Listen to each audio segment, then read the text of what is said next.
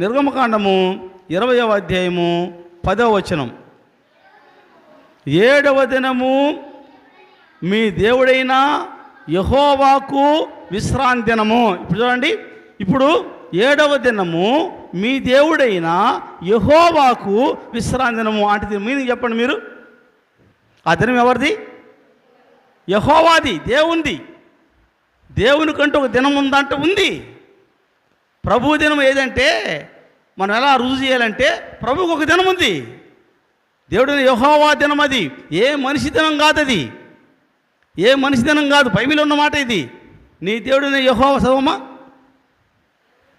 7వ దినము నీ దేవుడైన యెహోవాకు విశ్రాంతి. ఎవరిదా విశ్రాంతి దినము?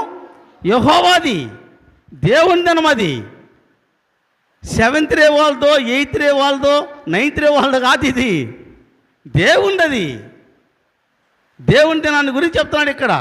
ప్రభు దినమున నేను ఆత్మవశునై ఉండగా అంటే ప్రభు యొక్క దినం ఏంటంటే ఇదిగో ఆయనకు ఒక దినం ఉంది. 7వ దినము నీ దేవుడైన యెహోవాకు విశ్రాంతి దినం, అది దేవుని దినము. 7వ దినము. ఇప్పుడు 7వ దినం ఏది చెప్పండి? శనివారం. నీకు ఇష్టం ఉన్న క్యాలెండర్ మార్చినా నువ్వు క్యాలెండర్ వస్తున్నాయి. ఇప్పుడు క్యాలెండర్ మార్చినా నువ్వు ఇష్టానుసారంగా నువ్వు పేర్లు పెట్టుకున్నా ప్రపంచమంతటా చాలామంది ఏది 7వ దినం విశ్రాంతి దినము, శనివారం. కనుక 7వ దినం ఎవరి దినమమ్మా? యెహోవా దినము అని ఒక రుజువు చూపించాడు. ఈయనకు అర్థం కాల. ఒరే బైబిల్లో ఏముంది దినమని ఉందా? ఆయన చదివాడు ఈయన.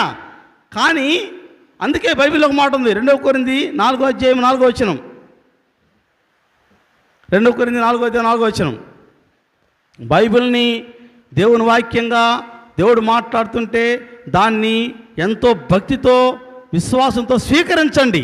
దేవుని వాక్యం చెప్తున్నా ఈ పాస్టర్ గారు ఏదో చెప్తుంటాడులే, నన్ను పక్కన పెట్టండి. మీరు వాక్యం చూడండి. బైబిల్లో ఉంటే నమ్మండి, బైబిల్ లేకపోతే తిరస్కరించండి. 2 కొరింథీ 4:4 అమ్మా. దేవుని స్వరూపం బాగా అర్థం చేసుకోండి. గతంలో కూడా చెప్పాను నేను. దేవుడు అంటే ఎవరమ్మా? వాక్యము. దేవుని స్వరూపము అంటే దేవుని స్వరూపి అయి ఉన్న ఆయన స్వరూపమా. చూడండి, దేవుని స్వరూపం అంటే ఏంటి? క్రీస్తు. దేవునికి ఒక రూపం ఉంటే ఆ రూపం క్రీస్తు. క్రీస్తు మహిమ అంటే మంచితనము. మహిమను కనపరచని చూపించు. సువార్త అంటే ఏంటి? ఈ వాక్యమే. సువార్త ప్రకాశం అంటే వెలుగు. సువార్త వెలుగు. వారికి అంటే వెలుగు